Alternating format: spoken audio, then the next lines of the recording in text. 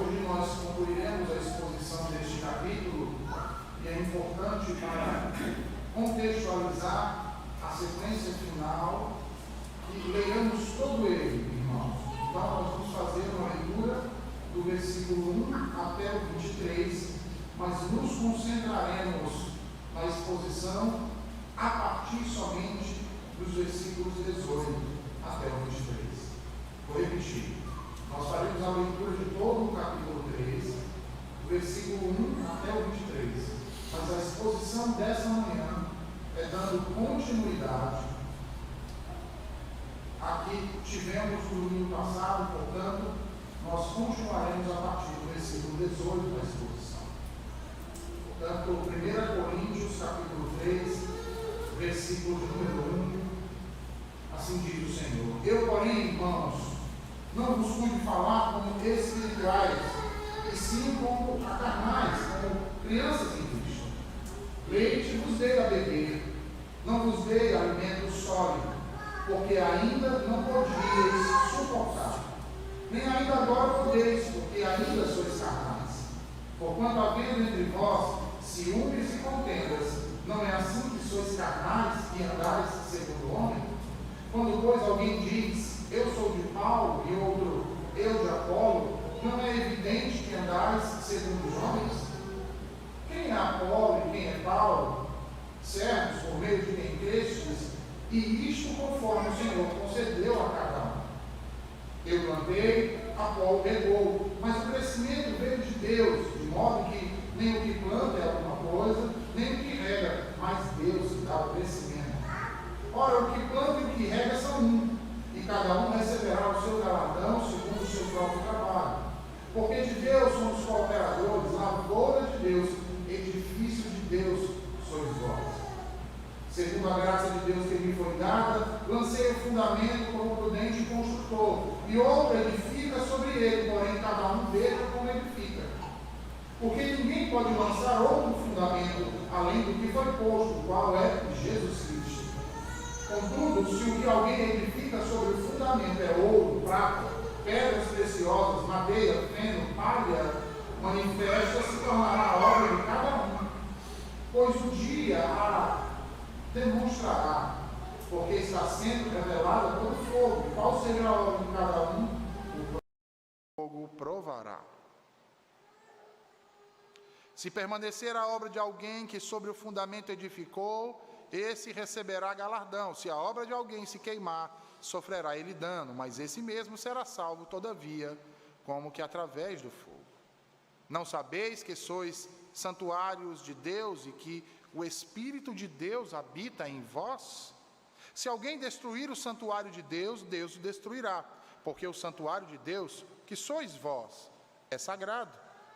Ninguém se engane a si mesmo. Se alguém dentre vós se tem por sábio neste século, faça-se estulto para se tornar sábio. Porque a sabedoria deste mundo é loucura diante de Deus. Porquanto está escrito, ele apanha os sábios na própria astúcia deles. E outra vez, o Senhor conhece os pensamentos dos sábios, que são pensamentos vãos. Portanto, ninguém se glorie nos homens, porque tudo é vosso. Seja Paulo, seja Apolo, seja Cefas, seja o mundo, seja a vida, a morte, sejam as coisas presentes ou as futuras, tudo é vosso, e vós de Cristo, e Cristo de Deus. Amém. Senhor, a tua palavra foi lida neste instante, e agora será proclamada por teu servo.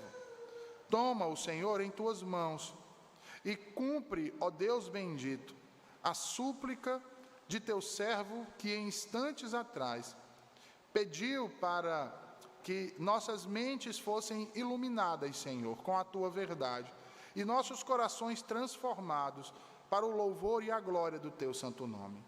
Nos livra do mal e nos faz, Senhor, compreender os teus mistérios. Revela para nós, Senhor, através da tua palavra nesta manhã, a tua vontade para as nossas vidas. Em nome de Jesus Cristo, nosso Salvador bendito, que vive e reina para todo o sempre. Amém e amém. Meus queridos irmãos,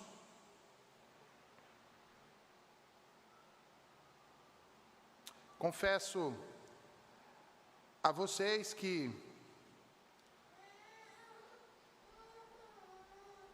esses dias têm sido bem empolgantes. Na semana passada, nós vimos que o autor se utiliza de 3 metáforas na tentativa de ensinar os crentes de Corinto a respeito da natureza orgânica da igreja.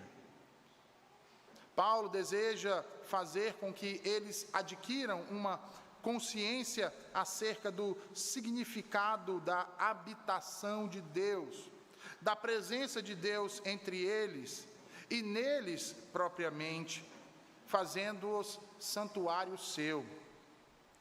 Vimos então que não devemos pensar que o indivíduo por si só é o templo de Deus, embora Paulo fale assim em 1 Coríntios, lá no capítulo 6 e versículo 19. Em vez disso, o seu ponto aqui é destacar que os crentes, sendo todos habitados pelo Espírito Santo, juntos formam o templo de Deus.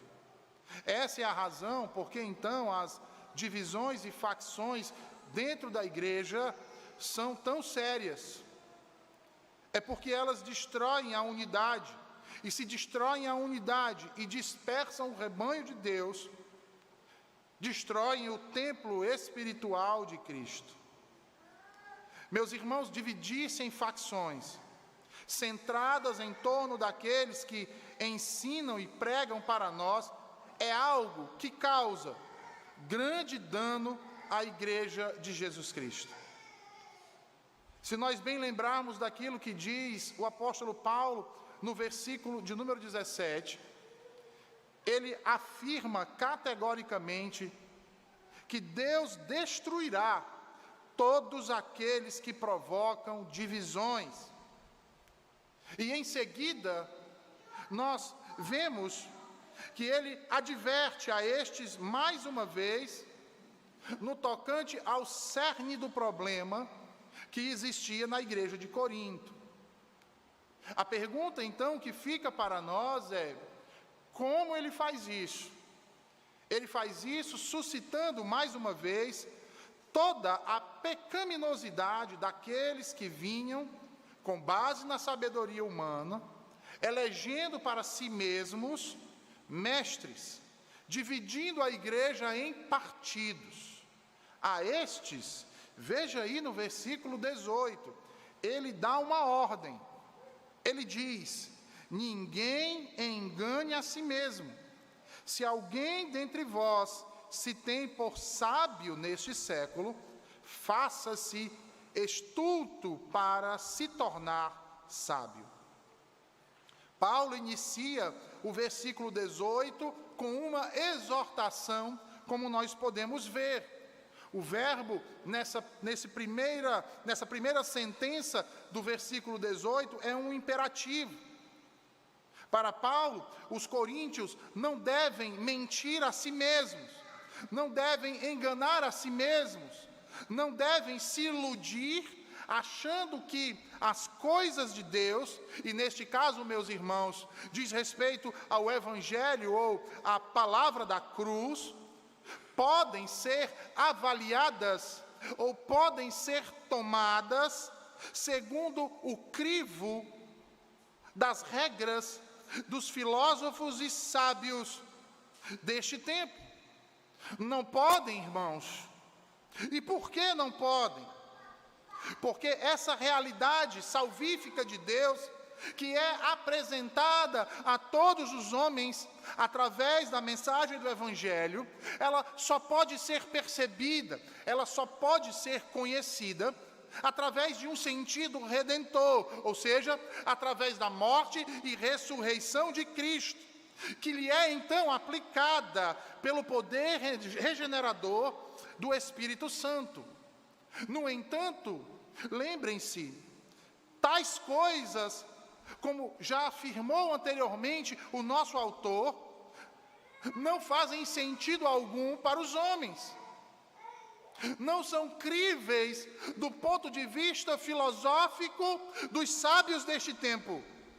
Pior, são vistas por estes como loucura, como sandice, como tolice. Notem que, então, essa era a raiz dos problemas daquela igreja.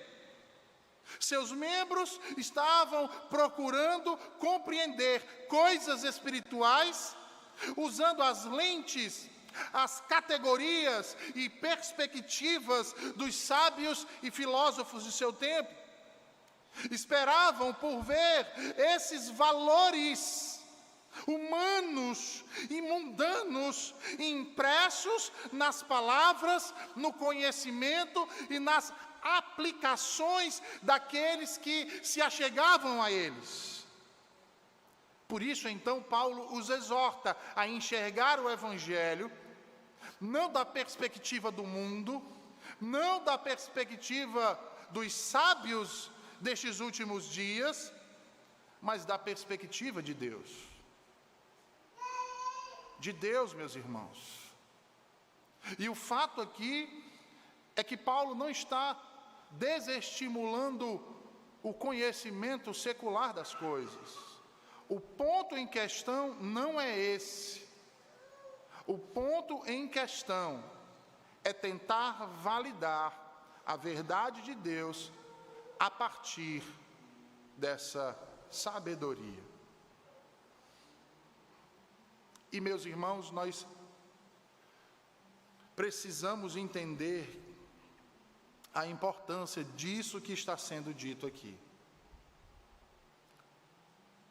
Acerca daquilo que cremos, acerca daquilo sobre o qual colocamos a nossa confiança. Meus irmãos, nossas crenças são um fator decisivo para as nossas vidas, ainda que boa parte delas não sejam tão operantes em nossas vidas. No entanto, são determinantes. Como cristãos presbiterianos, reformados, declaramos um dia crer na suficiência das Escrituras, do Antigo e do Novo Testamento, como sendo a nossa única regra de fé e prática.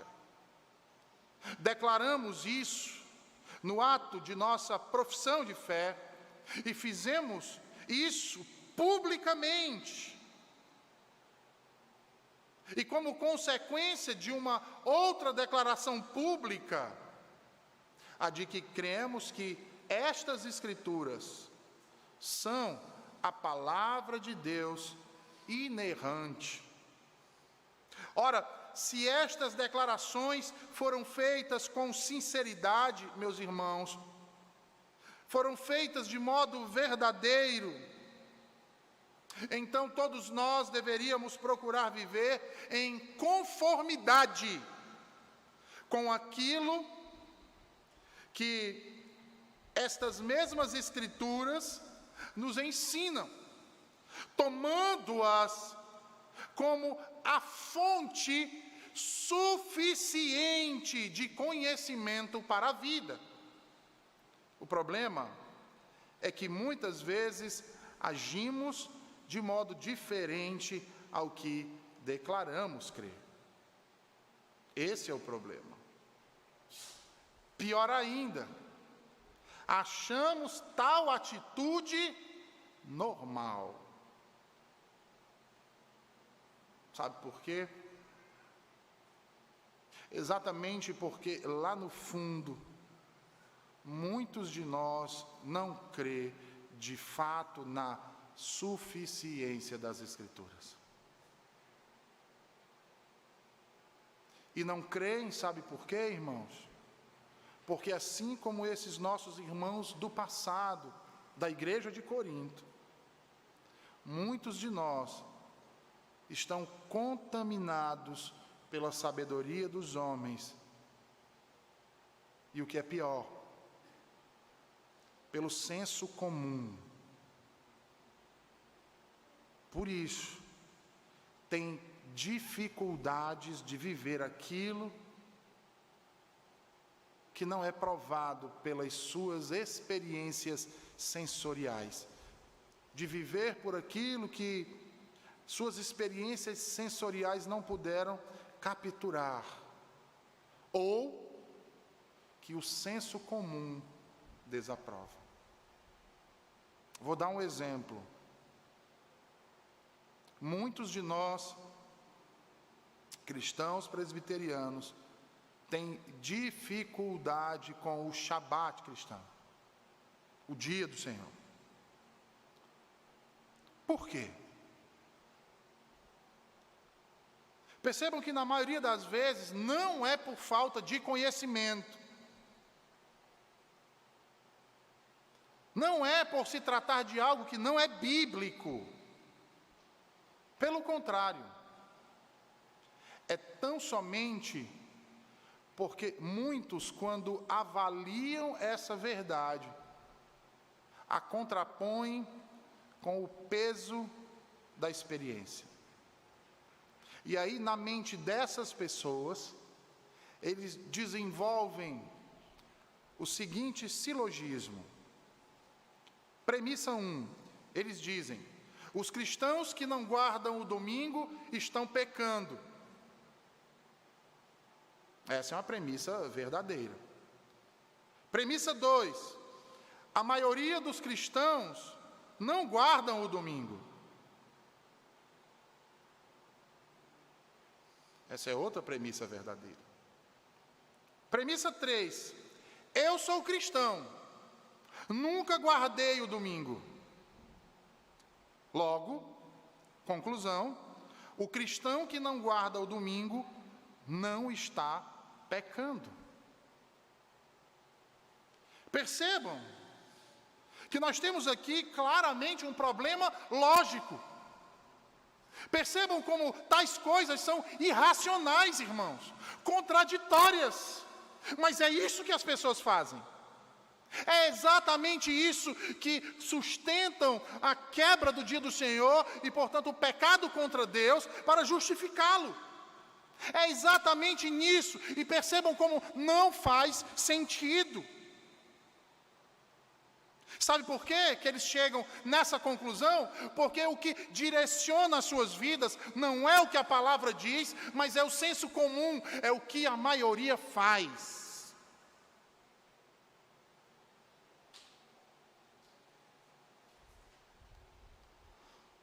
E sabe o que é pior?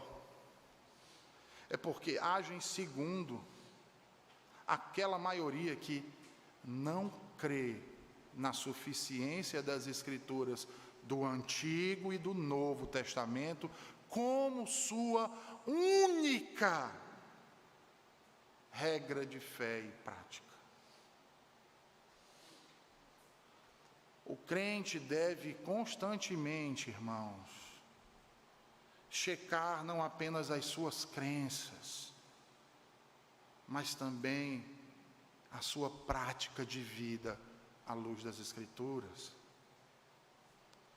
Pois a falha nesse processo, queridos, implicará numa inclinação vertiginosa de apropriação, principalmente por causa da natureza decaída dos homens, das crenças, mesmo as mais ínfimas, e práticas de uma comunidade religiosa secularizada, de uma cultura pagã,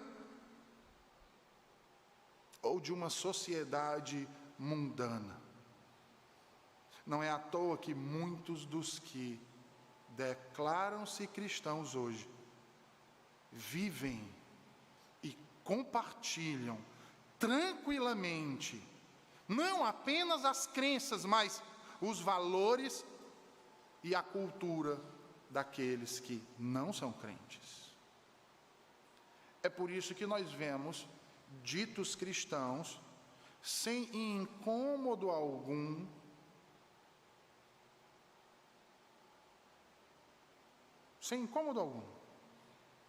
a tratar questões como as uniões homoafetivas. Muitos, inclusive, chegam a defender, apoiar, assinar embaixo, sem o menor constrangimento.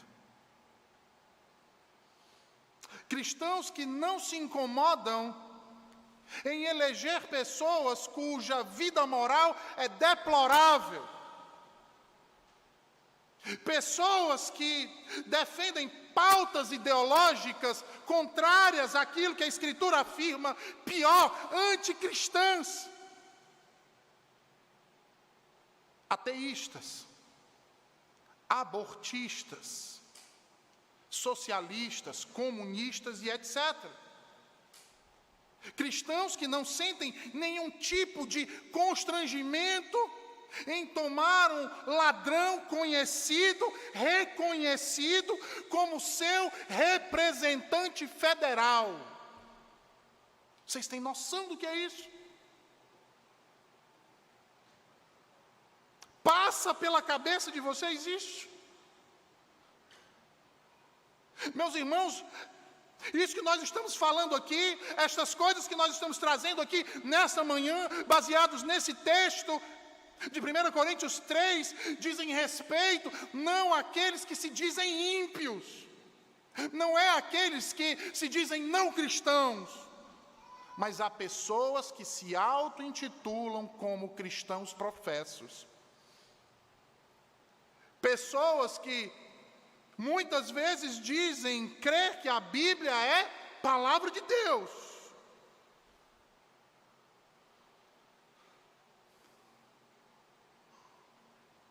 Esse auto-engano precisa parar, irmãos. Essa ilusão deve ter um ponto final agora, diz Paulo.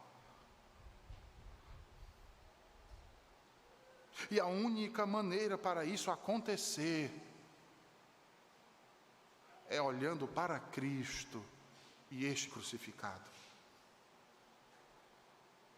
É olhar para tudo ao nosso redor, tudo, irmãos, com a perspectiva do porvir, deixando as coisas do passado na frieza incólume de tudo que se foi. É olhar para a igreja e para o seu próprio comportamento, portanto, para a sua vida prática, a vida vivida, as suas ações do seu cotidiano, do seu dia a dia, longe dos olhares do seu pastor, longe dos olhares da liderança da igreja.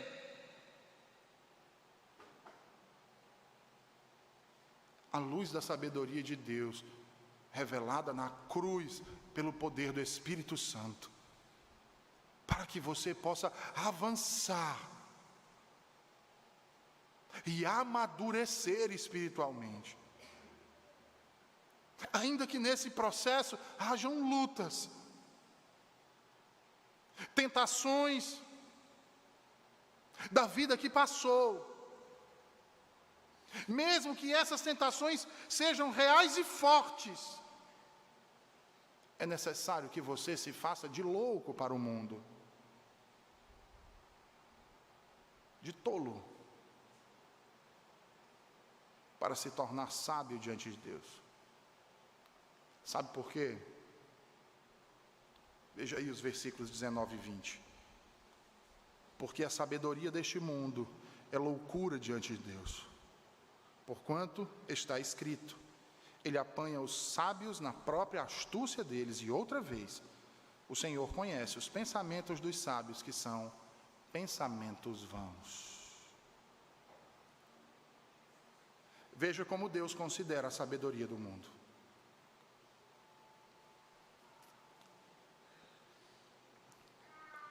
Deus considera a sabedoria do mundo fútil. Para sermos mais literais, infrutífera. Você sabe o que é algo infrutífero? Algo infrutífero? Algo que não produz absolutamente nada. Nada. A sabedoria do mundo para o Senhor, Ele diz, é fútil, porque ela é incapaz de enxergar a verdade e discernir os mistérios de Deus. E lembrem-se, tá? Não é porque Deus não quis revelar, Deus se revelou, mas eles pegam esse conhecimento e distorcem.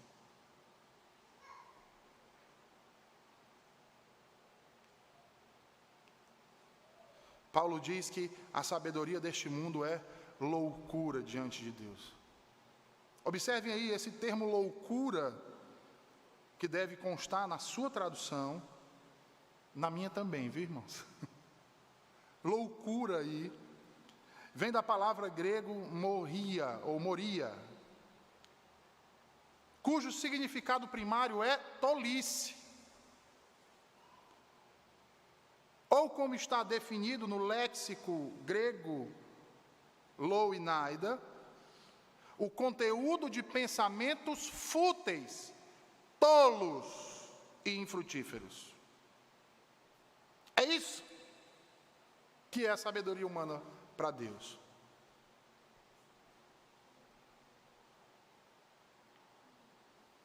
No entanto, os coríntios estavam como que enebriados com o conhecimento dos sábios de seu tempo, como alguns ainda hoje, no nosso tempo. Estavam encantados, ainda fascinados com tudo isso.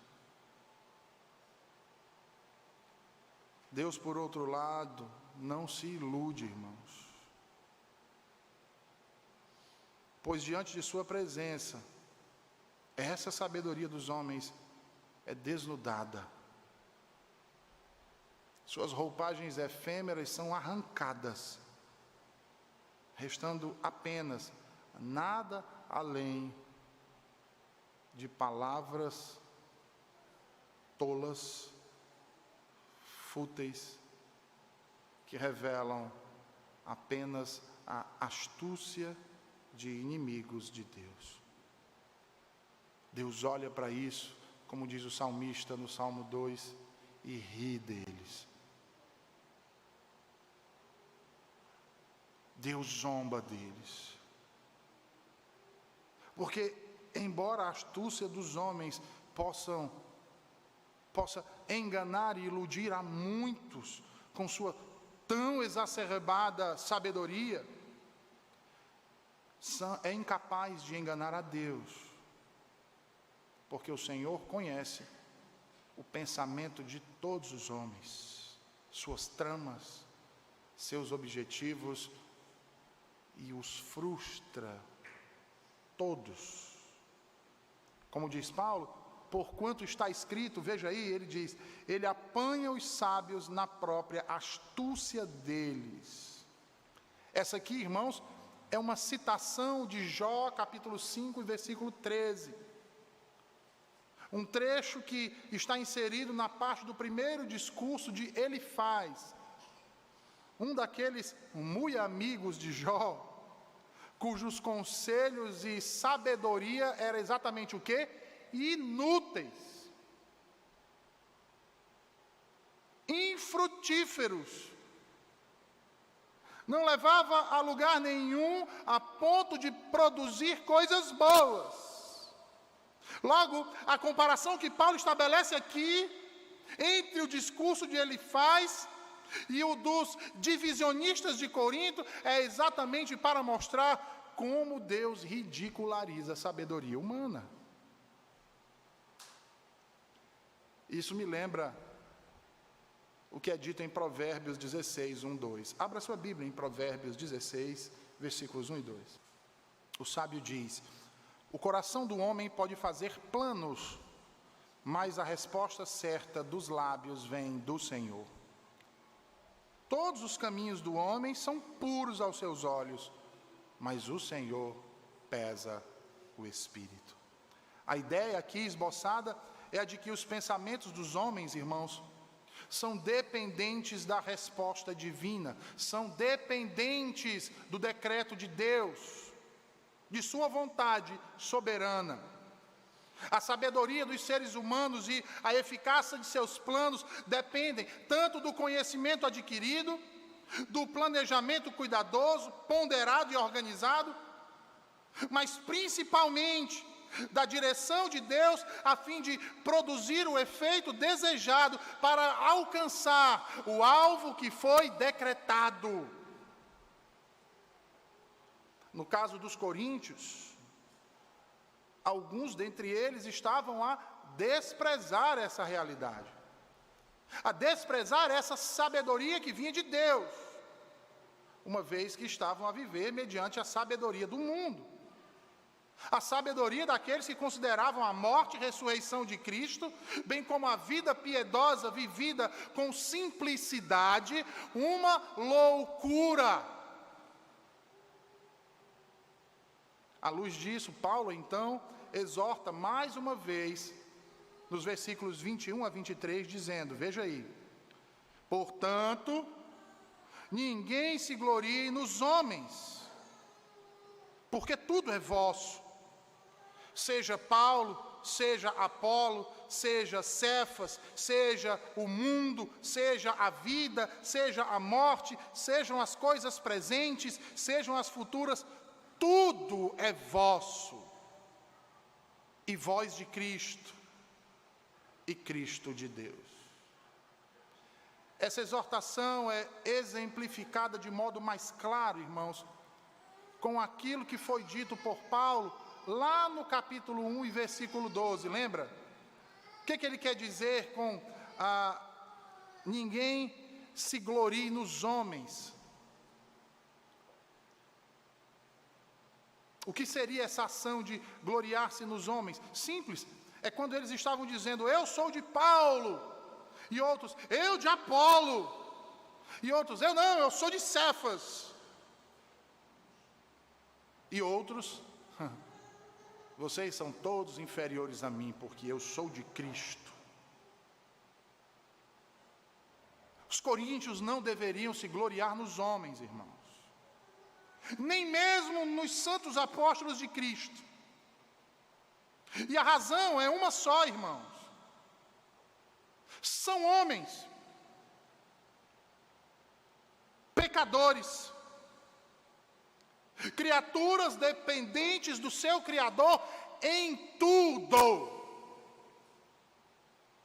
Não são autossuficientes.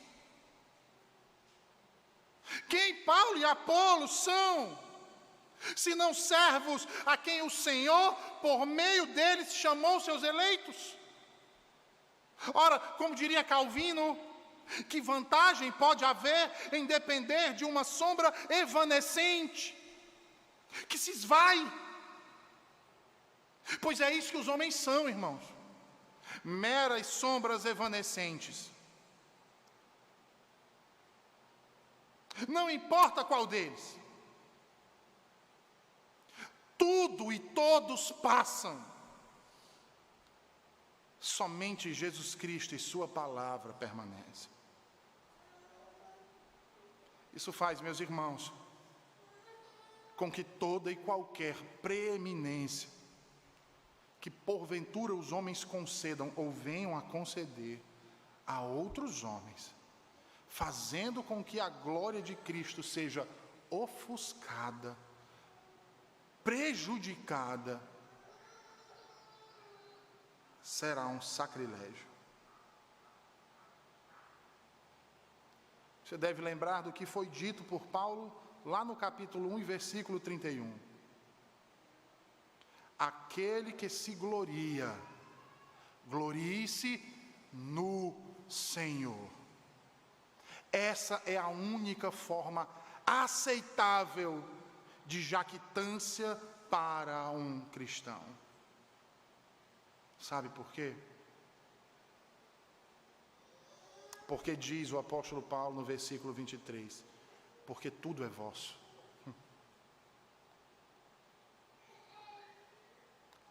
Tudo é vosso. Mas como assim, pastor? Meus irmãos, as Escrituras afirmam que aqueles que estão no Filho possuem todas as coisas, quer no presente, quer no porvir. Observem que essa verdade, sem sombra de dúvidas, é uma referência velada à possessão de todas as bênçãos na era vindoura. Mesmo agora. E por uma simples razão, irmãos. Pelo fato de estarmos em Cristo. E nele termos sido feitos herdeiros de Deus. Basta utilizar o seu raciocínio. Ora, se estamos em Cristo, é porque literalmente pertencemos a Ele. E nele possuímos tudo o que Ele tem e o que Ele é. Nessa nossa união mística com o nosso Salvador. Uma vez que, como afirma o autor no versículo 23, somos de Cristo e Cristo de Deus. Logo, se somos de Cristo e Cristo é de Deus, como pode haver então divisões e facções em torno de indivíduos específicos na igreja?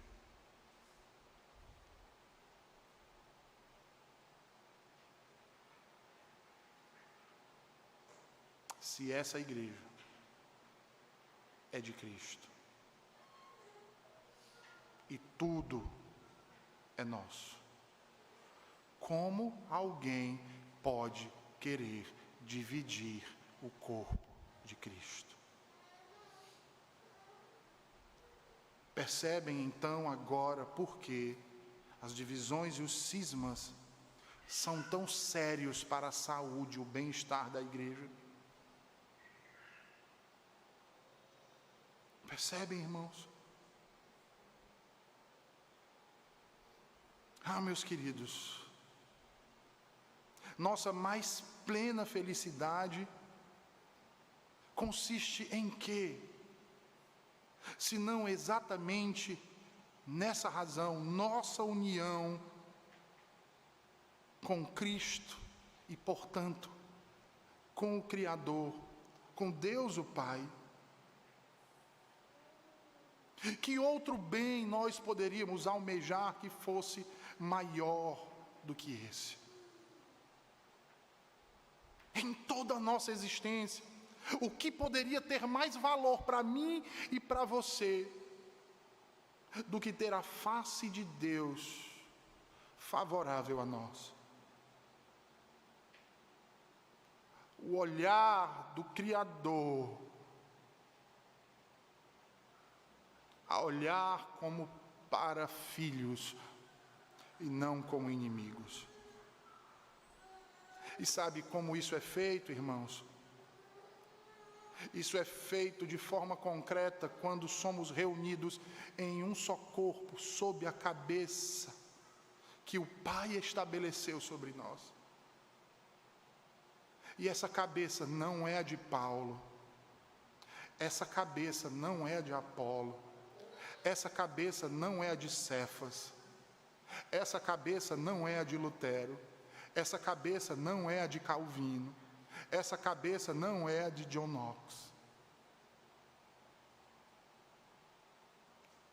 Há uma só cabeça sobre a igreja de Cristo, e esta é Jesus o Senhor.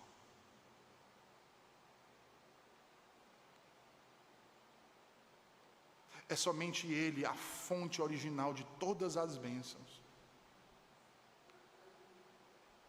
Essa verdade, meus queridos, faz com que nessa manhã pensemos então acerca daqueles que se apartam dessa unidade.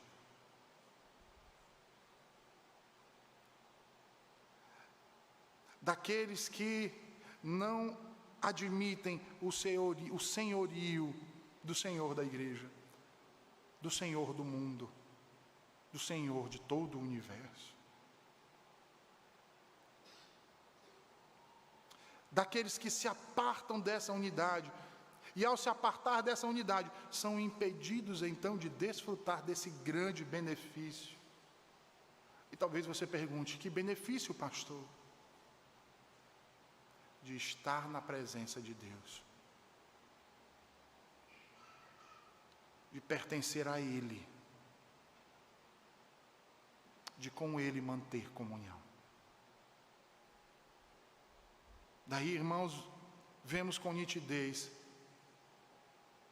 como a ordem destas coisas aqui descritas por Paulo se ajusta tão perfeitamente a essa passagem. Que nos sujeitemos, meus irmãos, uns aos outros, mas principalmente a Jesus Cristo. Todos quantos querem, desejam permanecer sob a jurisdição do Pai, desfrutando as ricas bênçãos de seu pacto e de sua presença, a qual restaura a alegria e o propósito de vida, a qual nos dá força, coragem e avidez para seguir em frente, presença que nos conforta, consola e enche de esperança nas horas mais amargas da vida, a presença que nos traz satisfação e contentamento pleno, fazendo com que nossa alma descanse de todos os seus anseios, a presença que nos traz comunhão e assegura a paz que nos foi outorgada por Cristo. Jamais esqueçamos disso, irmãos. Oremos ao Senhor. Senhor Deus bendito, te rendemos graças por tua palavra nessa manhã aos nossos corações. Que possamos aplicar toda ela, Senhor, na nossa vida, para o louvor da tua glória.